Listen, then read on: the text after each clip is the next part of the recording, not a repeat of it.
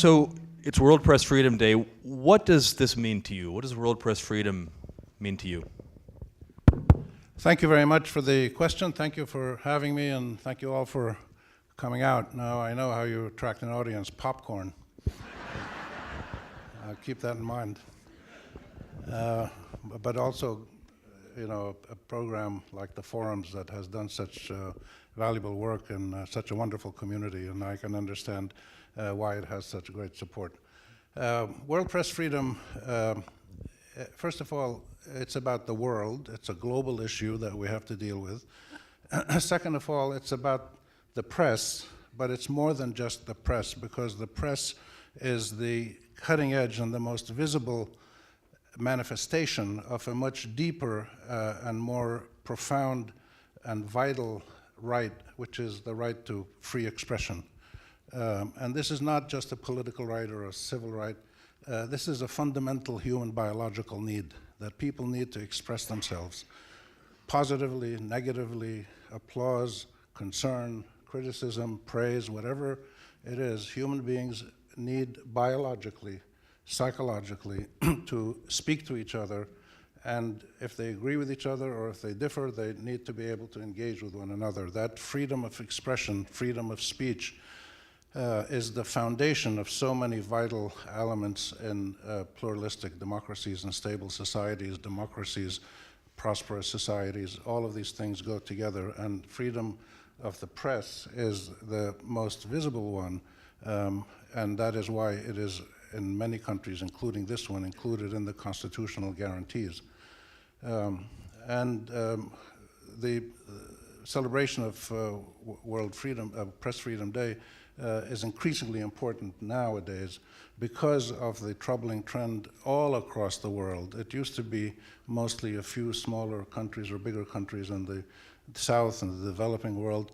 Now you're getting problems with press issues, equality issues, freedom issues, professionalism issues, even in the more advanced democratic societies in the northern part of our world. So this is now truly a global challenge. You mentioned the Constitution, so let's go way back into U.S. history. I mean, the classic Thomas Jefferson quote comes to mind, where the press is free and every man or every citizen able to read, all is safe. Is all still safe here in terms of journalism in this country? How has American journalism changed over the last few decades? You know, one of the interesting things in watching the global media as I do, and not just watching it, but participating in it. I write regularly for publications in North America, Canada, the U.S., Europe, the Arab world, the Far East, all over the world. I've been involved in journalism and personally involved with journalists and following the trends all over the world. So the first thing I would say is that we cannot single out any single country anymore. What is striking is that the United States this year in the rankings that you saw was dropped to a problematic country rather than totally free. And that's quite troubling. It should be for Americans. But this is a global problem. And it's not only that you have in the United States a situation where the media has become a flashpoint. From the right, from the left, progressive media, conservative media, student media, counterculture media, all the different kinds of media that you can look at have, in many cases, have become points of controversy and themselves actors in a political and ideological battle, which is partly normal in any kind of free and open society. But the problem is that the media has become so polarized in the United States, but also in other countries as well, that it's become a much more contentious issue. And but the reality is that the media reflects society rather than shapes or forms society. So what you're seeing in the media is a reflection of deeper political and identity and ideological issues that permeate American society and have become more problematic in the last 15 or 20 years, and they're being reflected in the media, which is something that's natural. So we should see the media issues, the debates, the anger, the confrontations that take place around the media as an early warning sign or a barometer or litmus test of deeper problems in society, deeper challenges that the country needs to address. How did we get to this point? I mean, this morning when we had coffee, you mentioned, commercialization, politicization, and decisions by the political elites to kind of lambaste journalism. How did we get to this point? I think we can trace pretty clearly how we reached the point today in many countries around the world. And again, I repeat this, the United States, Canada, Mexico, England, Hungary, Israel, Turkey, Iran, Saudi Arabia, Russia, wherever you go, all around the world, you have a similar trend. And you can trace this process, how we got to this situation today, over the last 20 or 30 years by, I would start with what I witnessed under and I can see from the white hair that many of you like me remember the Thatcher-Reagan years. When in the Thatcher-Reagan revolution, when free market capitalism became the defining moral compass and functioning system of our world, that free market capitalism did not only define the economic marketplace, it defined every aspect of society, identity, religion, sports, education. Everything was commodified, everything was marketable, everything was for sale. And whoever had 51% of the vote can do whatever they wanted to let the markets rule the world, and in some cases bring a lot of prosperity to people, but in other situations bring a lot of disparity and division and stress. And the media has been very much a reflection of this, and if you go back 30, 40 years, you see that we've seen several trends simultaneously, and they're still going on all over the world, though they started with the United Kingdom and the United States very clearly in the Reagan-Thatcher years. And these trends are commercialization, privatization, ideologicalization, globalization, polarization, digitization. All of these things are happening together. And what that has meant is that the media has become an open marketplace for many different sentiments to manifest themselves, affirm their views, and engage others with whom they disagree in a kind of ideological and political contest, which sometimes spills over into the political sphere, as is happening in this country and in Europe and in much of the Arab world. But the real danger of what we see today, these trends that I mentioned, the real danger is that in some countries, some big countries around the world, we have now political leaderships, many of whom are democratically elected, but others that are not. But we have political leaderships that are all working together to control and contain and constrain the impact of the media and the freedom of the media, including now social media as well as traditional media. And there's now a growing global fraternity of top-heavy autocratic governments or individual leaders who don't want the media to express popular sentiments and therefore want their own views to be the ones that dominate the public sphere. That's the real danger that I sense. It's not just that individual countries like Egypt or Saudi Arabia or Iran or Turkey are doing bad things. It's that many of them are working together. And this often including Western democracies like the United States, like Poland, like Great Britain, like Hungary, and others. So how do we as journalists, cover these splintering fault lines? How do we cover the Putins and the Erdogans and the Saudis? And we're not going to mention all the world leaders here, but how do we cover them? And how do we teach? How do citizens engage with this in a way where journalism is safe to practice and productive? Well, you don't need me to tell you that. You have people like Bob Giles here and many others who are leading journalists. Your own local newspaper is an example of incredibly important continuity and solvency and professionalism in local journalism, your local radio stations. So you have a lot of people here who know the answer to that. My comment, having a global perspective as I do, is that there has not been any change in the last 51 years that I've practiced journalism since I started in 1968 in the United States, where I learned my journalism at university here in the United States. And I learned more than journalism in the United States. I learned about citizenship. I learned about the dignity of the individual, the common rights and equity of the community, and the mechanisms in society that allow the citizenry to assert the principles that created this country, which are essentially the consent of the governed and rule by the citizens, authority vested in the citizenry. The media is a means to do that. One means, there's others, the courts, the elections, civil society, education systems, and political groups.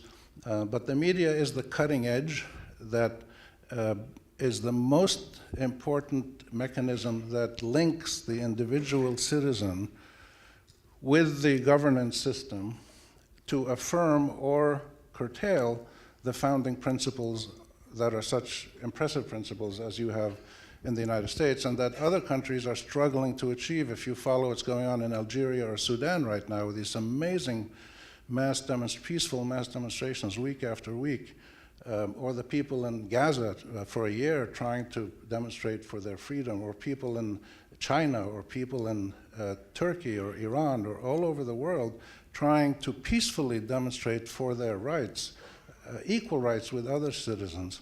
You see that one of the most important things that is going on in the world is that citizens are individually and collectively using the media to try to challenge trends that they don't like and affirm the positive things that they aspire to achieve. And the single principle that hasn't changed in the 51 years that I've practiced journalism has been that the antidote to the problems we have or the challenges we face is simply good journalism. It doesn't matter if you do TV or radio or blog or whatever you do. You've got to produce factual knowledge. You've got to produce fair and balanced assessments and analyses. You can give your opinion, but your opinion must be based on factual information, not made up realities or imagined realities. And you need to be able to interact with others in society in a dignified, civil way, accepting differences, because there always will be differences, and it's the interaction of people with different views that creates the vibrancy, that creates the political dynamism, which energizes any democratic country. So it's really sticking to the principles, good journalism. And that's why education is so important. And that's why good local journalism. The national press, the New York Times, the Washington Post, we know about that, NPR, we hear about them all the time. But it's really what's going on locally at the local level, like in your community, that is so important, because those are the building blocks. And that's where the citizen and the media and the government structure are most directly in touch with one another. They see each other walking in the streets. They go to the same diners. They go to the same movies. They play in the same Little League baseball fields. That interaction between citizen and state through the intermediation of the media happens at the local level more intensely and more vividly than anywhere else in life.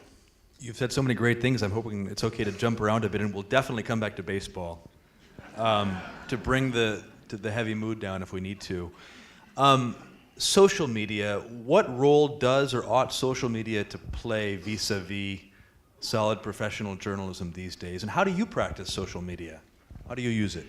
The beauty of social media is that it's such a vast universe of so many different mechanisms and systems that you can use that it's hard to talk about it as one entity.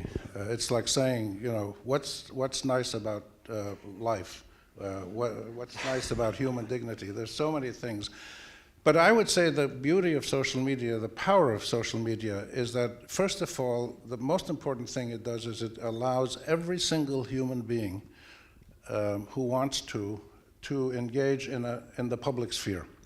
It provides access. It provides an immediate, total level playing field. Anybody in the world can open up Facebook or a Twitter or an Instagram and join in the international debate and discussion. That's one thing that's very important. So it stops the exclusion and the discrimination that had defined so much of the power structures of so many countries around the world for hundreds and hundreds of years. The second thing it does is it puts at the fingertips of every single person, literally at your fingertips, it puts all the known knowledge of the world at your fingertips by accessing Google and encyclopedias and Wikipedia and whatever. I mean, you can find out anything you want in the world by a couple of keystrokes, and that's quite extraordinary. So it's the greatest aggregator and access source of knowledge to the greatest number of people in the world ever devised. And if people use it as a means to get knowledge and information and entertainment, I check my social media every morning. I look at New York Yankees, I look at Syracuse basketball, and then I look at politics, and then I look at other stuff. So it's not, and Bruce Springsteen songs. So it's not just. So you start with the Yankees and end with Springsteen, is that right? Start with the Yankees, Syracuse, Bruce Springsteen, and then other stuff. And then if my grandchildren send me pictures, I check them out too, of course. So it's not only, people look at social media as a way to express yourself or to attack people or to engage in the discussion. I think social media is powerful because it provides every individual in the world with immediate access to every known bit of knowledge in the entire history of human civilization. It's quite an extraordinary feat.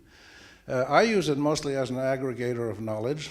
I follow people because I want to read their articles, I want to get reports, I want to get studies. I don't use social media too much as a debating platform. It's a terrible platform for serious communication. But people do that, and it's part of the entertainment. In the final analysis, we have to also acknowledge, and this is one of the things I've learned in my career, journalism is a serious business, but we shouldn't take ourselves too seriously as journalists. That I tell students and anybody else who asks that humility is one of the 2 or 3 most critical elements in a journalist's success path. So you've got to be humble, you have to take seriously the stories you write about, the issues you write about, the people you engage with, but don't take yourself too seriously. So if you say something on Twitter or Facebook and somebody attacks you, and the reality is, and I've learned this from my experience, 3 days later, nobody remembers any of this. Literally, nobody remembers any of it. So we need to keep a balance in terms of how good or bad social media can be. And I think it can be both, but that's like everything else in the world. Like everything else in the world, people can do positive or negative things. So again, media, social media, like the traditional media, the mainstream media, is a reflection of our society, not a shaper of it. We've all read lots about the role of social media in the Arab Spring and the uprisings that changed the world. What role is social media playing in the Middle East today, if we can call it post-Arab Spring, or since the fall of governments throughout the region? Well, I don't like the term Arab Spring. It's a Western term that doesn't really apply very much. We call them the Arab uprisings or the democratic revolutions, and they're still going on. What started in 2010 to 11 has continuing now in Algeria and Sudan, and you'll see it in other places. There's been nonstop demonstration and civic activism by ordinary men and women across the Arab world for the last 40 or 50 years. I've lived through it, I'm writing a book about it, I've documented it. So what happened in the Arab Spring was a sudden burst in the uprisings, but it was the high watermark of a trend that had been going on for 40 or 50 years. But the autocratic, top-heavy, often dictatorial, and sometimes authoritarian and totalitarian governments clamped down very hard on any people trying to do human rights promotion, democracy, advocacy, equal rights for women, whatever, and even environmental movements and things like that. The governments pushed back very hard, and as many governments today are pushing back against the media because they don't want to hear expressions of free desire, free wishes by citizens that don't coincide with what the government wants them to think. So in that context, we need to see the social media role in the Arab uprisings of 2011 and today still as simply an instrument, a tool, or a means of communication and engagement. And the analogy I give, which you will understand in this country, is that social media for us are like Paul Revere's horse for the American Revolution. Paul Revere's horse was the vehicle that Paul Revere rode to bring the message that the bad guys were coming and we have to defend ourselves and fight for liberty. We don't celebrate Paul Revere's horse, we celebrate Paul Revere's bravery. And in the Arab world, social media was simply a tool that brave young men and women, millions of them, brave people used at the risk of their lives, and many have paid with their lives. There's 50,000 people in jail in Egypt right now. Most of them, with a few exceptions, are there simply because they have political views that the government doesn't like. And by the way, these are political views of political religious groups that the United States government now has just announced 2 days ago that it is thinking of outlawing as terrorist organizations, the Muslim Brotherhood among others. These are mostly nonviolent groups, but they're groups that the Egyptian government doesn't want to have a role, and now the American government is thinking of taking a similar position. And this is the danger, where you get governments all over the world working together to suppress thinking, expression, identity, activism, aspirations, values, whatever you want to call it. Governments are trying to prevent all of their people from having the equal right of expressing their desires and working for their dignity and their human rights and their citizenship rights. And social media is just a tool. And the interesting thing in the uprisings, when the governments shut down the internet in Egypt and in Syria and in other places, they shut down the internet and the cell phone systems in some cases when people started demonstrating, and the next day there was more people out in the streets. Because people in urban, dense societies like ours, you don't need social media to get a message out into the neighborhood. All you have to do is go to about 15 strategically placed grocery stores, tell the grocer that tomorrow at 12 o'clock we're going to meet in Tahrir Square to demonstrate for our dignity, and the word would spread through the neighborhood faster than any other non-digital means. And that's what happened. People spread the word. And this is interesting because the trust that people have in each other, if somebody tells me something and I know that person and I trust them, I'm going to believe it. If I see something on a bulletin board and I don't know who wrote it, I'm not going to trust it. And that's why personal intercommunication is so much more powerful than digital and social media. Let's talk a bit about you. You went to Syracuse to study biochemistry. Do I have that right? Well, I wanted to study biochemistry. How did you settle on journalism? How did that happen?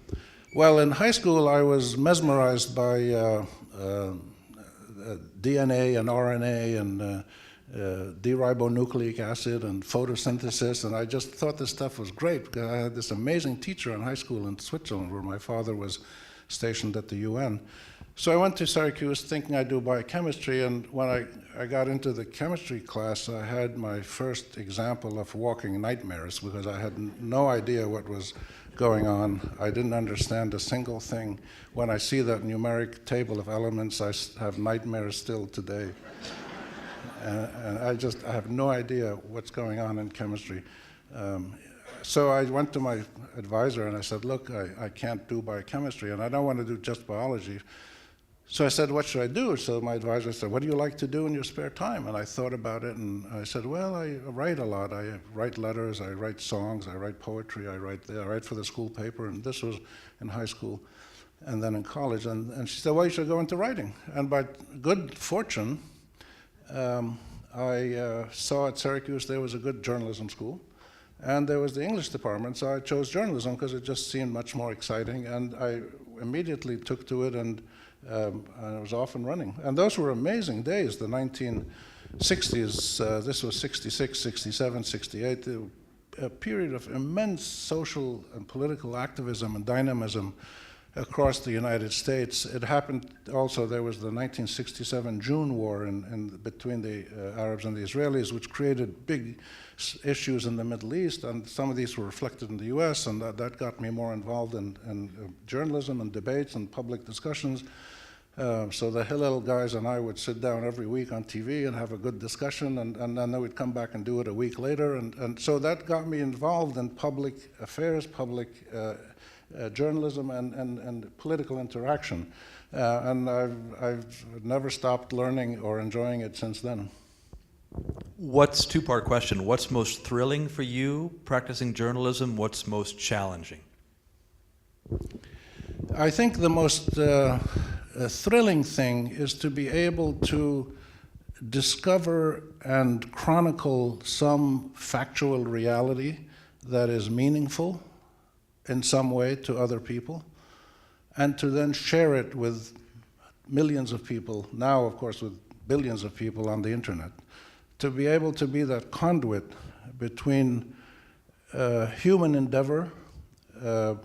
It could be an interview I do with a researcher at a university, or somebody who did a report, or I go off and cover a beautiful boat race or something, and then take that knowledge, document it efficiently and fairly and accurately, and then share it with a lot of people. I think that's the thrill that I get most of the time. The thing that most bothers me or angers me is when I have to deal with people who don't want to share knowledge with the world. They just want to monopolize their knowledge, or they think that only their knowledge counts, that what other people think in the world doesn't matter, that they have to impose their views on others in society. And how to engage with people like that is a real challenge. You do it on the opinion pages, you do it in interviews, you do it in meetings, in person to person, and it's a continuous challenge. And I've done it across the Arab-Israeli divide. I've done it between the Arab world and the United States in periods of tension, like the various wars where the U.S. has been and continues to be involved in. I've done it between the Arab world and Europe, and the Europes have been militarily involved in attacking our country since Napoleon. It's been 220 years, and the Europeans are still coming at us with their weapons. They're in Yemen. The French are sending weapons to Khalifa Haftar, the guy who's trying to take over Libya now. The British are sending weapons to Bahrain, one of the greatest deniers of human rights in modern history. They're all supporting the Egyptian government. They're all supporting the Saudi government, which has carried out some of the most grotesque assassinations of journalists, and then the most awful and sinister and amateurish attempts to cover it up. When they killed Khashoggi, who was a personal friend of mine, my wife and I attended his son's wedding in Beirut about 8-9 years ago. And when they killed Khashoggi, and then they lied to the world at the highest level, they lied to the world saying, oh, he left the consulate, we don't know where he is.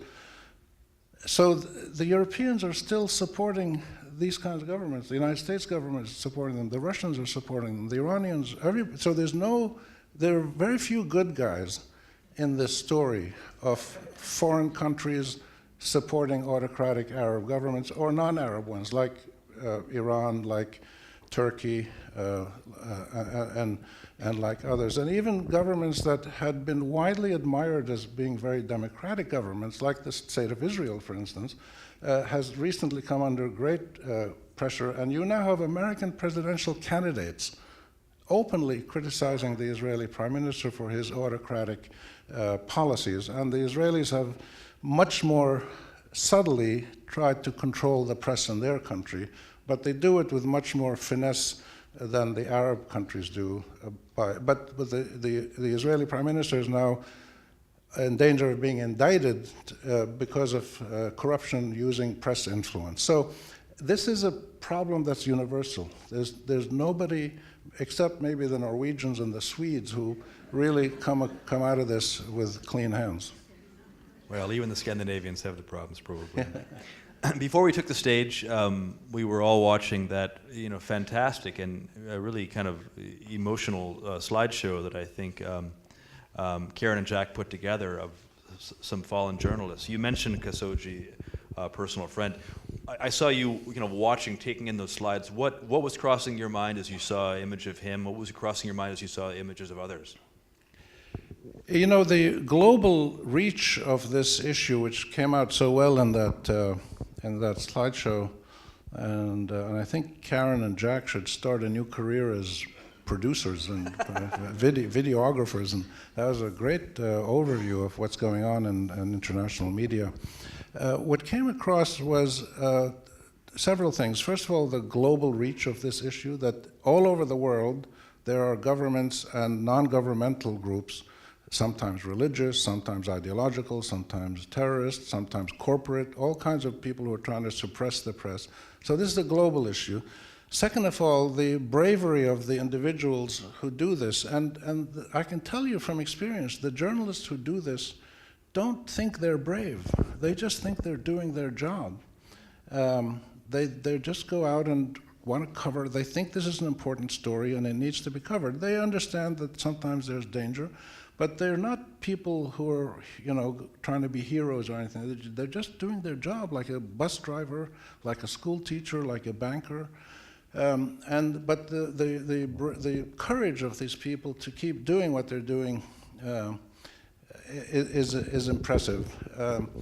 And then I think the last point I would make is that it's important to recognize that behind those 50 or 70 or 80 people that you see or you hear about, the Khashoggis and then the others who've paid with their lives, and the thousands who are in jail, that there are millions of people all over the world struggling for the same thing.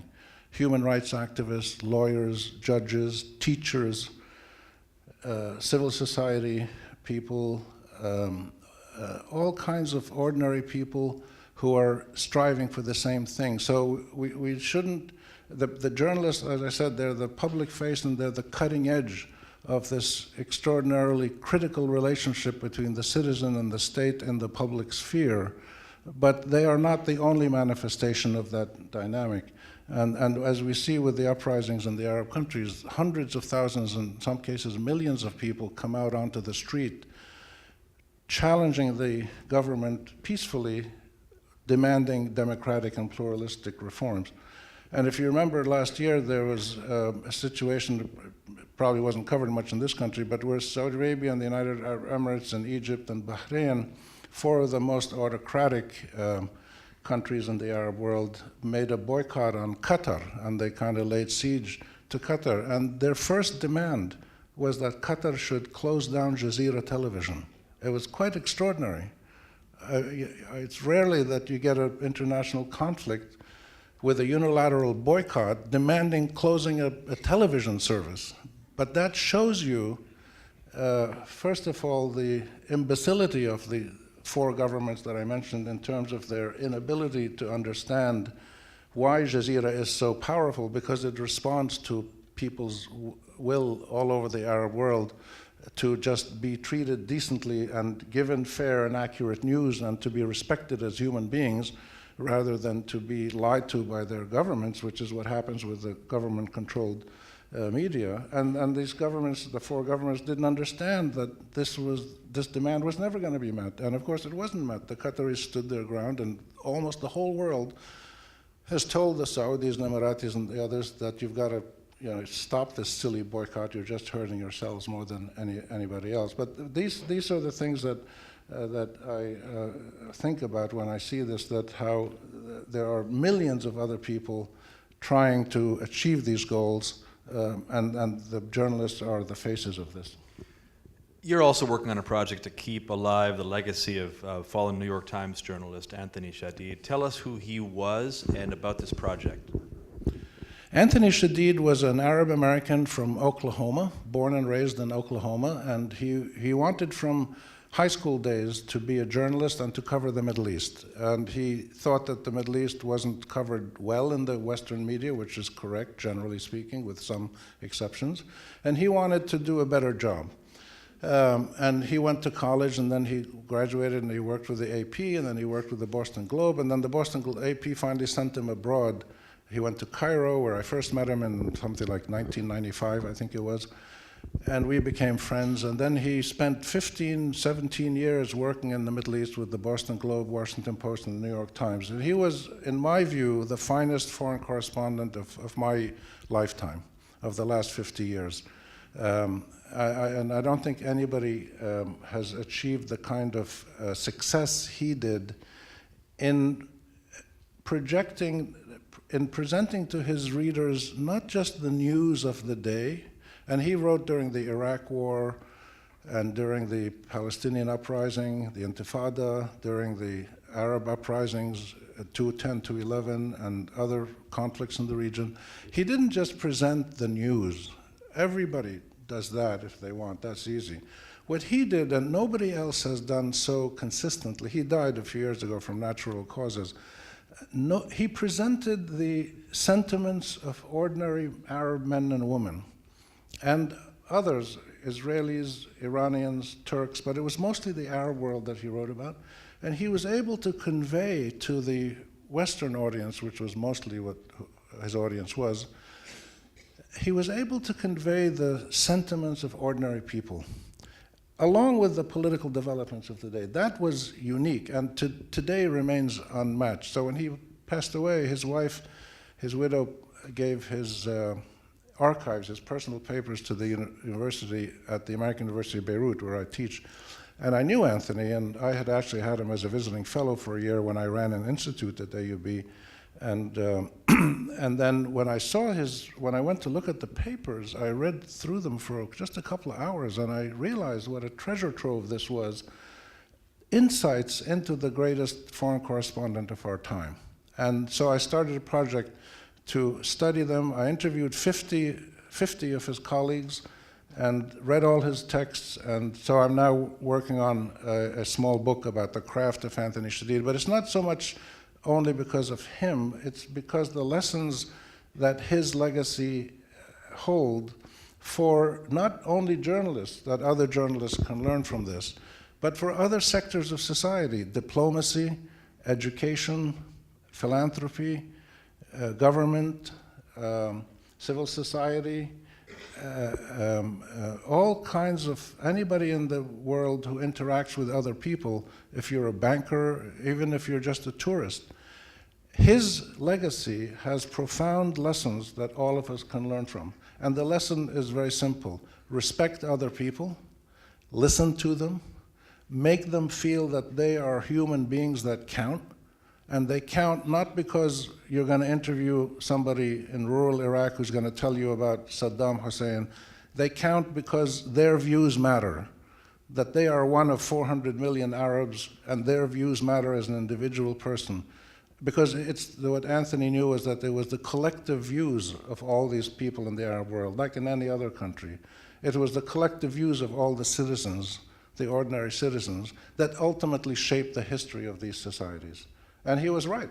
He was right when the uprisings broke out and as things have developed now. So that's what I'm doing. I teach a course on narrative reporting and the legacy of Anthony Shadid. I'm doing it at AUB. I'm giving a short course at Harvard next year, and I'm going to be doing it at other universities. And I'm going to try to develop a mechanism where I can share this with journalism, practicing journalists, as well, without being pedantic or anything, without saying that Anthony was better than anybody else, but saying that Anthony used a technique that nobody else used, and it's a technique that has implications for many aspects of our lives for a better world.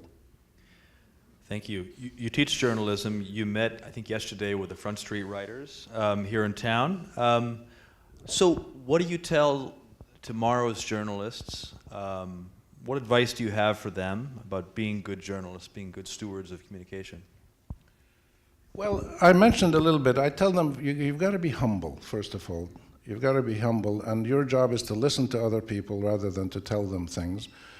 You've got to read a lot. Reading is the single most important starting point for a good journalist. You've got to read about the world, and you've got to read about everything. You've got to read about baseball, about opera, about history, about archaeology, about banking.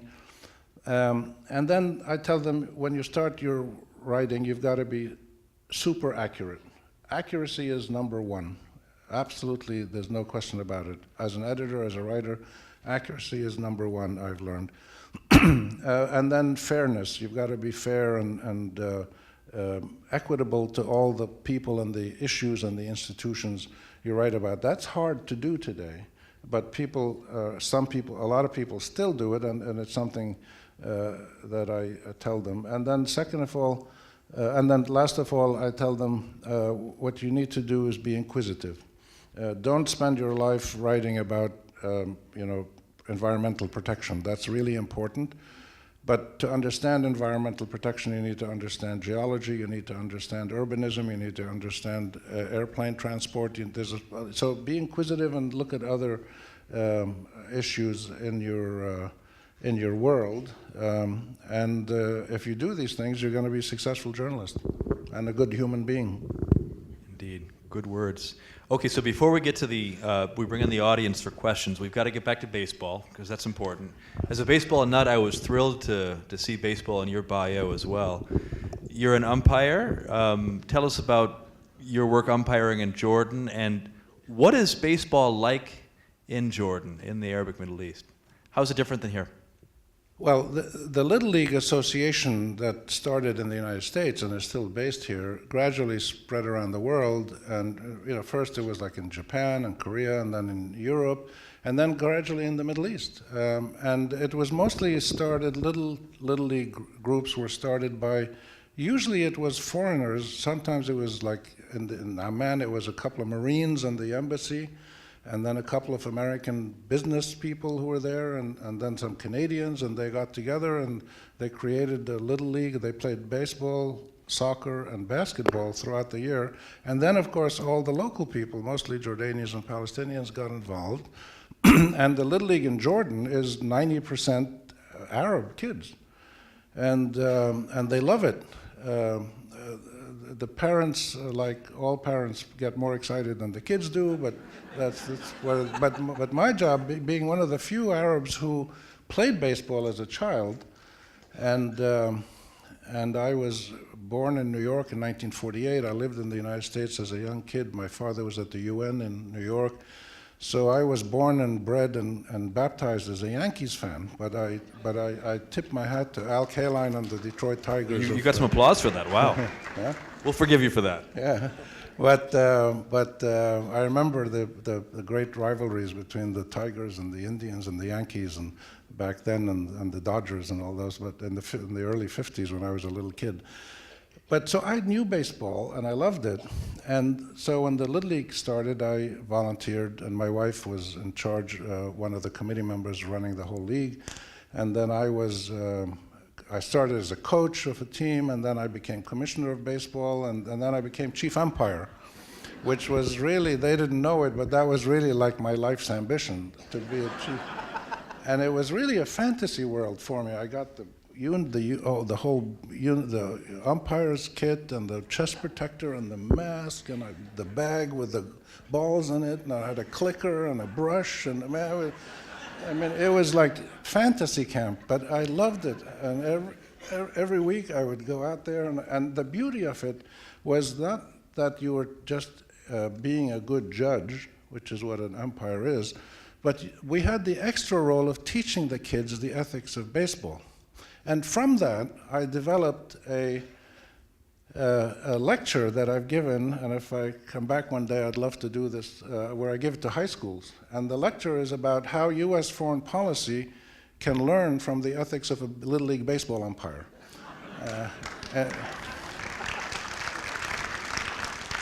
And I'll just give you two little parts of that, but I won't give you the whole thing, so you can invite me back one day. But for instance, what an umpire does is the umpire never makes a quick judgment. You always, if you watch baseball, the umpire always waits 2 seconds or so after the play is done to make sure the guy didn't drop the ball, that he touched the base, and then he makes the call. So you wait, you study the situation, get the facts, and then make your judgment.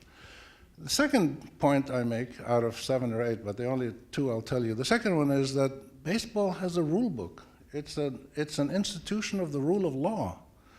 And the most interesting thing that I've discovered, I used to write books on archaeology. And when I was standing or crouching behind the plate, looking at the pitch coming in, I could see over the hill there was an archaeological mound. And I wrote books on archaeology, and I know that all those archaeological mounds well. And the archaeologists who excavated that mound say that they think it was it's an early Bronze Age and Iron Age site, and they say that they believe it may have been one of the stations of the tribe of Gad from the Bible, from those of you who are conversant with the Old Testament, the Hebrew Bible. And the tribe of Gad was one of the 12 Hebrew tribes that stayed in the east bank of the river, didn't go to the west bank, and then eventually they went over. But and so I was looking at that.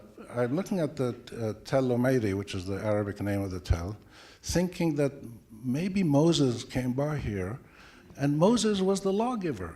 Moses was the man who brought the divine law from the divine being and presented it to humankind through, if you take the literal text of the Bible literally, but however you take it, the Bible says he got the law from God and he passed it on to the Hebrews to pass it on to all mankind. And so the law-giving tradition in ancient times or in modern times, whether in baseball or in international relations, or in holding criminals accountable, is the same spirit in every dimension of time and life and culture. So I didn't think I was Moses behind the plate, but I felt a kinship. I felt a kinship with the spirit of the law, of obeying, and that's what I tried to teach the kids, that there's a rule, and you got to follow the rules, but you got to, my job is to interpret the rules equitably, consistently, and firmly. And that's what governments should do when they do foreign policy. They should obey international law.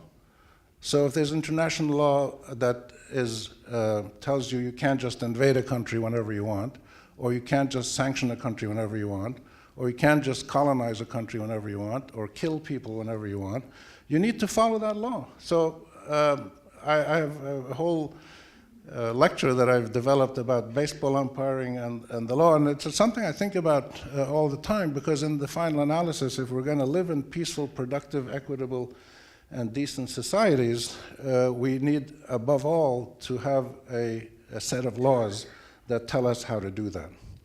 But those laws need to be created by the people, by the citizenry. And this is what you did in the 1770s. You messed it up in the first 15 years of your independence, and then you had to go back and redo the Constitution, but that's okay. That's how countries do it, and we're trying to do it now in the Arab countries, and others are trying the same thing all over the world, to institute laws that are written by the citizens in a consultative process that is inclusive of all members of society, and then to apply that law evenly for everybody. I can't wait to read your book about governments learning from Little League Baseball. And next time I watch a ball game on television, I'll have my copy of the Old Testament on my lap with me. Yeah, exactly. Should we open up the floor to questions from the audience? I'll hand this microphone off and you keep that one. Questions brief, 60 seconds. Make sure there's a question mark in your question.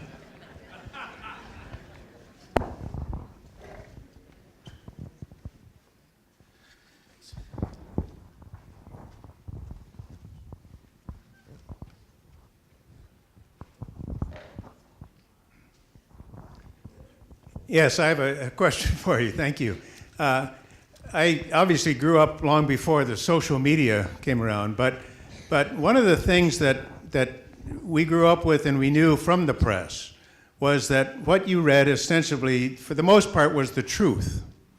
And one of the problems I have with social media, how do you solve the problem of the lack of truth? And I think that's exacerbated lately with the bad things that have happened with the measles vaccine in this country, for example, by the lack of truthfulness and some kind of way to get at that. The answer to that really is in what I mentioned before in passing. It's trust.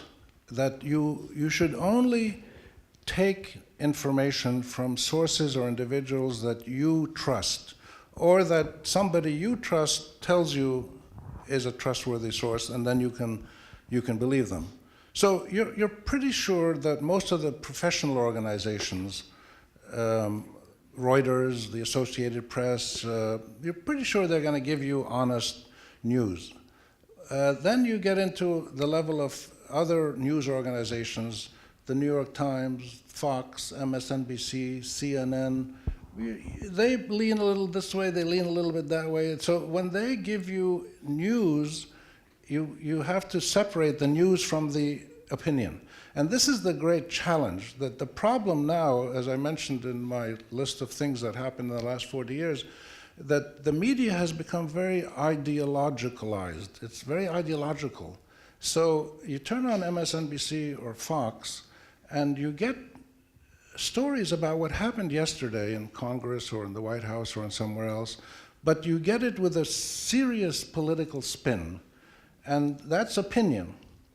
So they should separate the opinion from the fact, but they don't. And this is one of the weaknesses of American broadcast news. In the old days, I remember in the 60s when I was in college, you had something called the fairness doctrine, where you were required by law to give both sides of a controversial public issue. I don't know why that dropped by the wayside. So the answer to your question is simply don't listen to or read anything that you don't know is trustworthy. And it's pretty easy to find out what's trustworthy by talking to people who you trust and who know the business. So a lot of what you hear on the news or in social media, you should just disregard and find sources that are more in the middle. There's not many of them left, but there still are some. When you are called the enemy of the people, fake news, what impact does that have in the newsroom? And not just in publications like the New York Times, but in the newsroom in Traverse City, in Saginaw, in Grand Rapids? Well, you'd have to ask the local journalist about the local reaction. My reaction is that it just makes me work harder to make sure that I do present factually honest and verifiable news. And if I'm injecting some views in there, I'm going to make sure that the views are somewhat balanced. So, and there's ways to do this. So we have, for instance, polling. Public opinion today is a massive industry. And there's always variations of 5, 6%, but you generally can tell if 80% take this position on, say, immigrants and 20% take this position. If there's a massive difference in public sentiment, you want to somehow reflect that in your reporting. So you don't want to just give the views of the 80%, you want to include the 20%. But the way I do it is I try to let my reporting and writing reflect the reality of my society as I can best gauge it. But we have instruments that help us gauge that now, including polling and other things. You should not attach any importance to things like how many tweets somebody, how many followers somebody has, how many likes somebody has. That's total nonsense.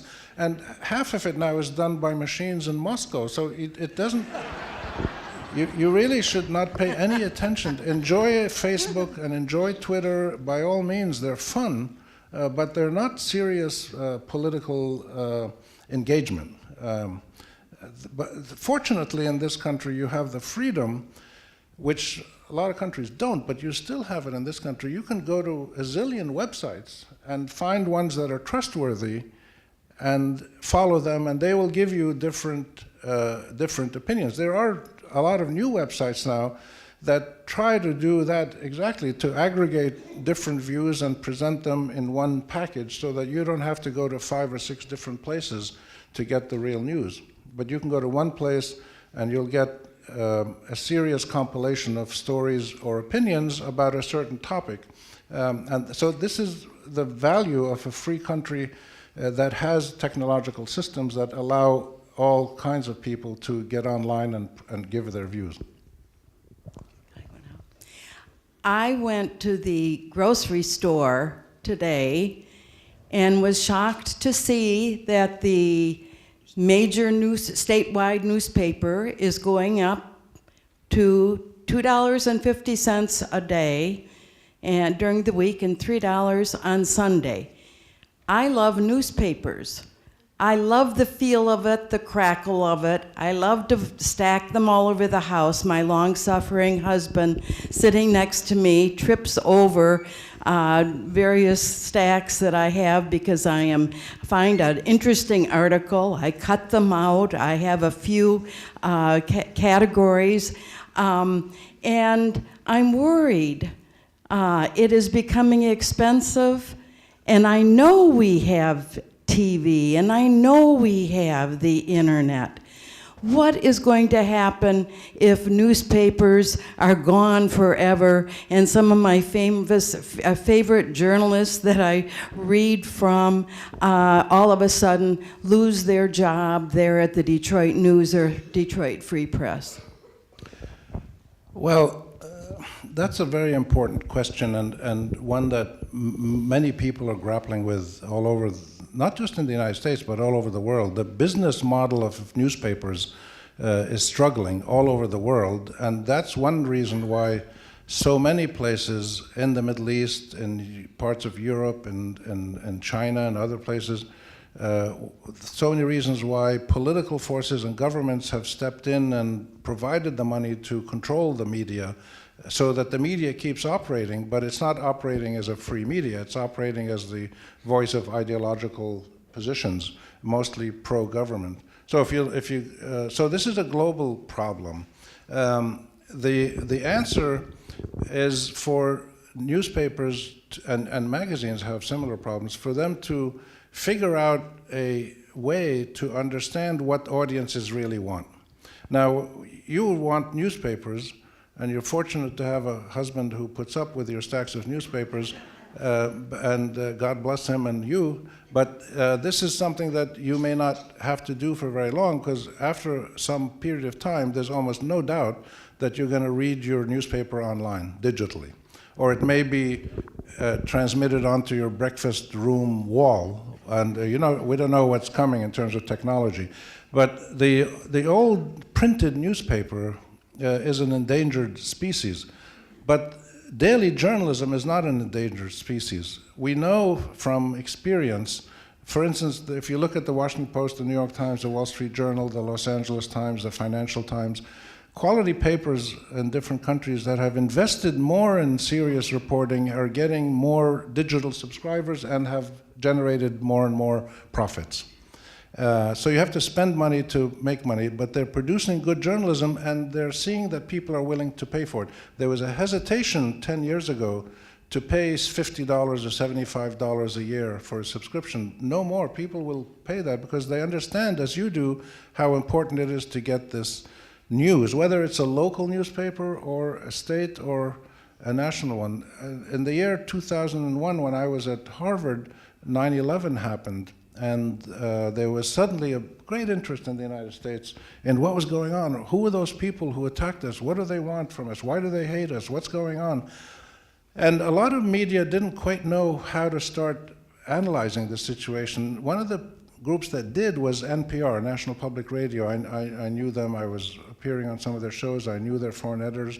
And they invested a lot in good journalism to find out what was going on. And what they found was the more that they reported on the serious foreign policy issue, which had become an issue of a terror attack in the United States, the more they invested, the more donations they got from their listeners. So there is a demand out there, and newspapers have to figure out what is it that readers want, and how can we give it to them in a form that is acceptable to them and they're willing to pay for. The amount of money that is being asked of readers is not very much. You're talking of maybe $100 a year, $150 a year. That's like, maybe 2 or 3 family outings for, or one baseball game these days, $150. So it's not a lot of money. And the other thing that's going on, which you might examine your own habits, I know from my habits, I give often, maybe like once a month, I'll give $50 to a website that I really value. They're giving me stuff that I can get nowhere else, and then they make an appeal for money, and I'll send them $40, $50, whatever I can afford.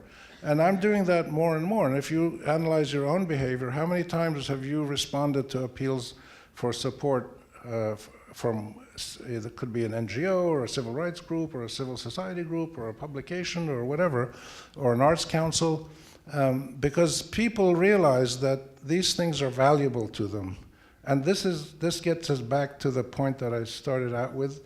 The freedom of the press is the cutting edge of a deeper issue of freedom of expression, that people want to express themselves, people need to express themselves, and people need to hear from each other expressing their views. And now they understand that if this is endangered, which it is in many countries, or at least curtailed, that you got to pay for this. This is no longer a freebie. And the problems of the contemporary media scene with digital media, social media, and the internet, there's zillions and zillions of options. That's a problem in one sense, but in another sense, I'd rather live in today's world than in 1959, because what you have today is so much richer and easier to access, and in fact, much cheaper. But it requires you to work harder as an audience, as a reader, as a member of the public. You've got to work harder to decide what it is you're going to follow and who you're going to follow, who you're going to read, who you're going to listen to. Thanks for being here. Is there one thing you can point at that gives you a lot of optimism for the future of journalism, or not? I think for sure, yeah. What I can point out is it's very simple. It's human nature. That may not be the answer you wanted, but human nature, you know, from the readers and from the, I say readers because I'm a newspaper person, but from viewers and listeners and from the point of view of the journalists themselves, this has to happen. This process of good journalism has to happen for societies to remain stable, prosperous, vigorous, dynamic, creative, dignified, all the good things that we want from our societies. We know from scientific research in the last 20 years that societies that have a free press and freedom of expression are more democratic and more prosperous. Economically, they're more prosperous. Politically, they're more democratic. There's a direct link, and they have less corruption. There's a direct link between good journalism, freedom of expression, and a decent society. So the critical point today, in my view, is the education system needing to work with young students at the high school level and the college level to make sure that early on they learn the basic principles of good journalism. And one of the things that I urge private news organizations to do is reach out early to kids in high school and in college to have them engage with the media, write articles, come in and talk to people, come and watch the process, give us ideas what to write about. There's a whole world of youth out there that news organizations don't penetrate very well. And youth should be given a chance to start early on telling their own story in the public realm. And this, I think this is one of the ways to do this. May I ask, when you're talking about the reporters, investigating reporting has mostly stemmed from the past, from newspapers. Where today is the investigating reporters, where is that all being generated from? Where do those young people look for work and for training, as there are less newspapers?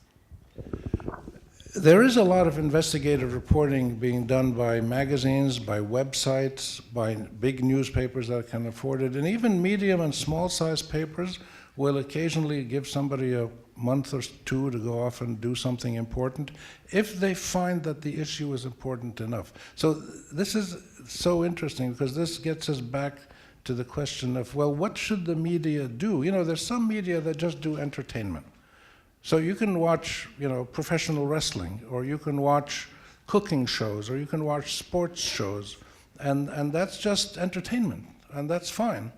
Nobody should be criticized for watching that. But the media have a public trust enshrined in the Constitution to play the role. And the media, the journalists are constantly asking themselves, what is our role? And there's a debate that's been going on since the first journalist in the world, whatever that was, saying, should the editors give the readers what the editors think the readers should get, or should we give the readers what the readers want? And finding that middle ground is the critical role of good editors. And one of the things that we've discovered in recent years, I would say in the last maybe 8-10 years or so, is the expansion of what's called long-form journalism, in-depth, creative nonfiction, long articles of 3,000, 4,000, 6,000 words.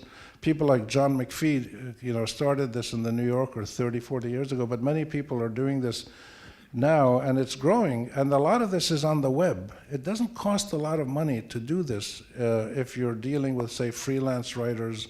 And this is one of the evolving business models that the New York Times and the Washington Post will do investigative reports where they let somebody work for 5 months because they can afford to do it. But you also get local investigative work, and you get people on websites that are credible, that are serious.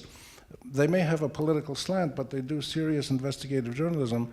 So you're getting this now dispersed all over the media spectrum of media organizations. So we have to stop thinking of traditional forms of printed newspapers and weekly news magazines and 6:30 p.m. news, because those forms have gone, not have gone, but they're evolving.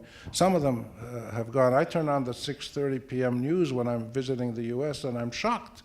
What I see is, there's stories about cats and trees and how to fix your foot-toe nail polish or something. There's stuff that I don't think should be on the evening news. But so years ago, you would turn on Walter Cronkite or whatever, and you'd get serious national and international news. That's completely changed now. And so this is an evolving world where entertainment, opinion, and factual reporting keep coming together.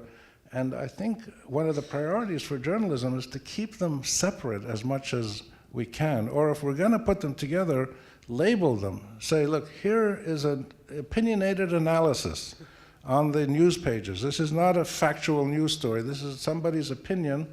And this is a great challenge. And this will only happen when readers and audiences demand it. And one of the things that people do is if you don't like Fox or CNN or MSNBC, you stop watching them. It's very simple. You have all the power.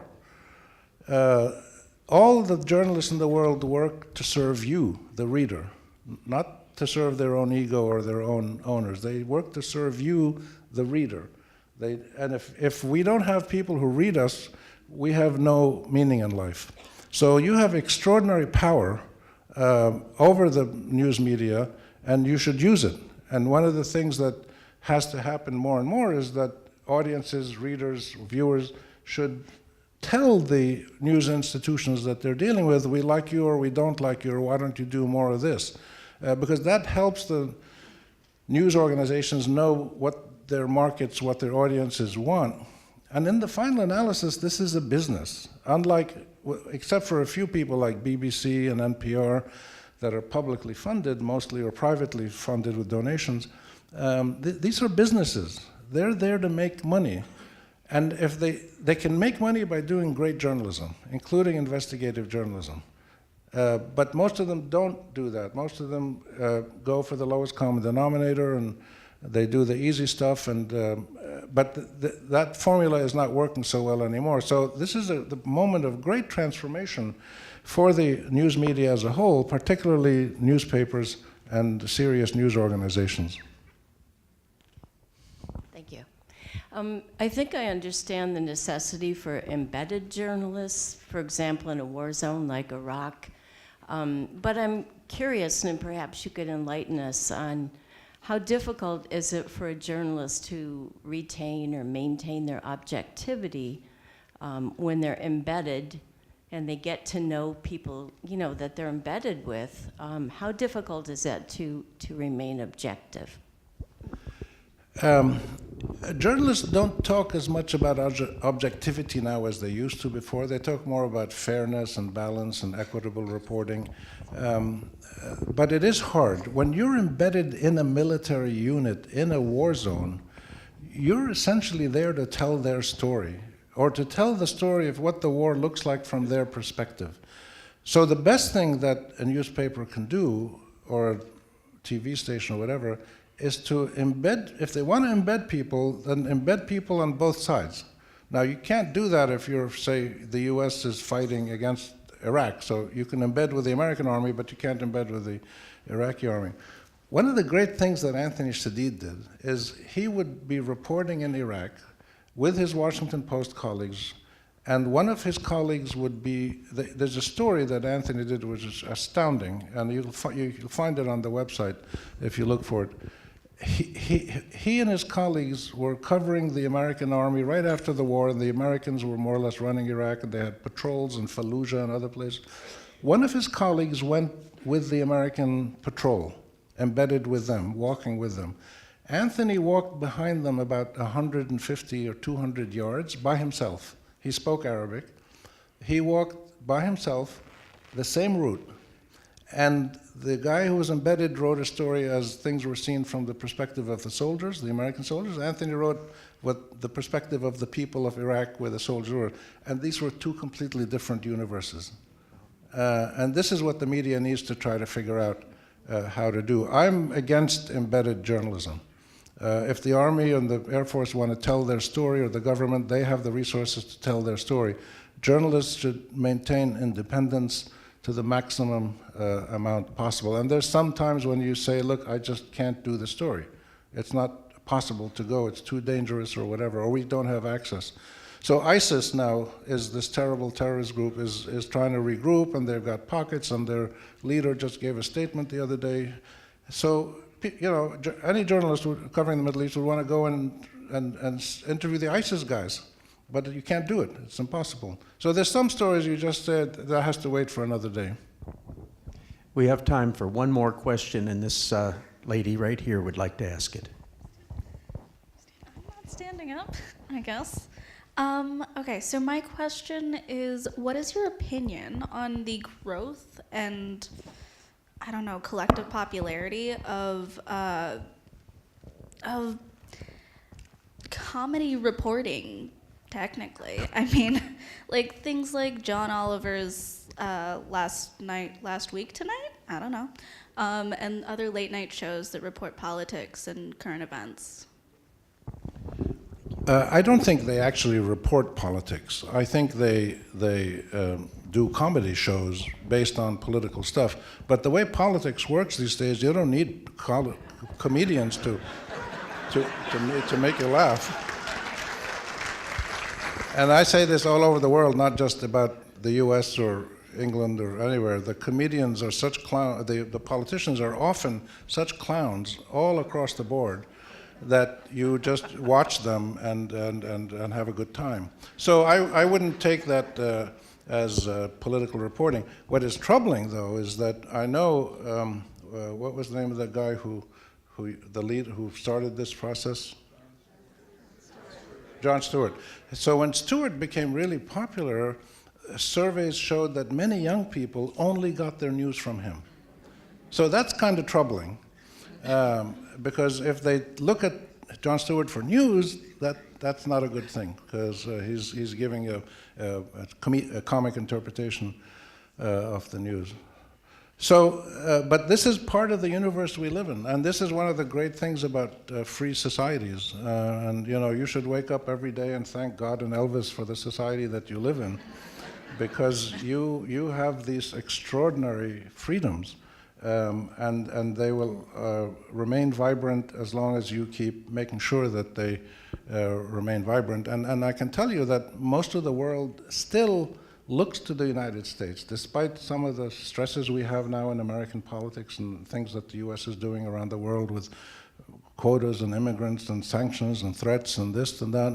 And people still, ordinary people still look to the United States as a place they'd like to go to, or they'd like to live like the United States, for one simple reason. You have a constitution that gives every single one of you rights and gives every single one of you the same rights and has built-in mechanisms to guarantee that you're going to enjoy those rights. And if anybody tries to take them away from you, there are built-in mechanisms to push back against that through the laws, through elections, and we're living through a moment like that right now. And this is one of the things that makes the United States such a dynamic and exciting place, but also it is no longer an exceptional place. The United States has now joined the rest of the world in some of the problematic political behavior in its political elite as well as in its political culture, but you still maintain this advantage of the structural rights that you have in your society, and this is something that we will keep working on for years and years in the journalism field and the legal profession and teaching and every aspect of life. So please protect it.